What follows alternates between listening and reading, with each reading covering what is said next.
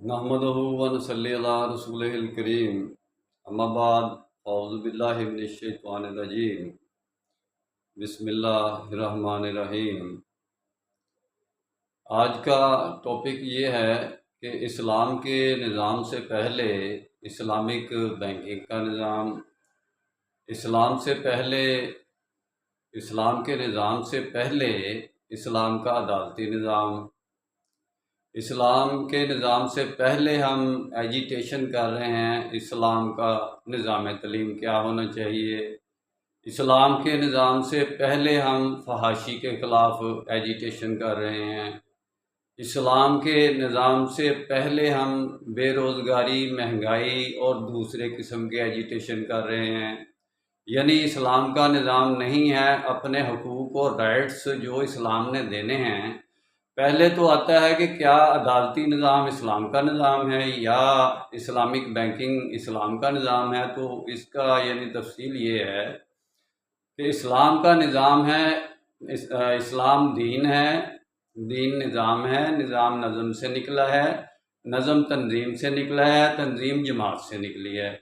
जब तक पूरी वर्ल्ड में अल्लाह और उसके रसूल के मानने वालों को एक जमात की शक्ल में नहीं बनते तो इस्लाम का निज़ाम नहीं बनता।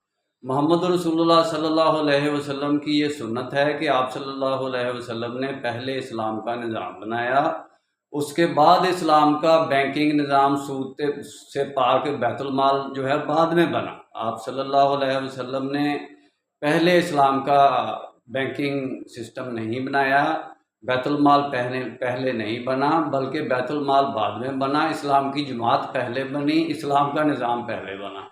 मैं बड़ी मर्तबा कह चुका हूँ कि मैं इस्लाम जमात को कहता हूँ।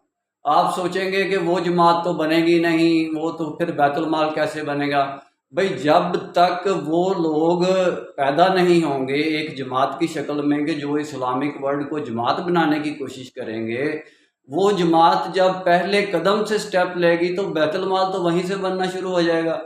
बाकी रह जाती हैं इस्लामी जज़ा व सज़ा का निज़ाम, तो वो यानी कि बाद में, यानी जब इस्लामी स्टेट पूरी यानी कि एक आइन और कानून के तहत गवर्न हो जाएगी यूनाइटेड स्टेट्स ऑफ मुस्लिमीन, फिर हम हक रखते हैं कि हम अदालती जज़ा व सज़ा का निज़ाम रखें। सऊदी अरब की तरह वो गर्दन काट देते हैं और इस्लाम का सज़ाओं का निज़ाम का नाम उन्होंने इस्लाम का निज़ाम रखा हुआ है।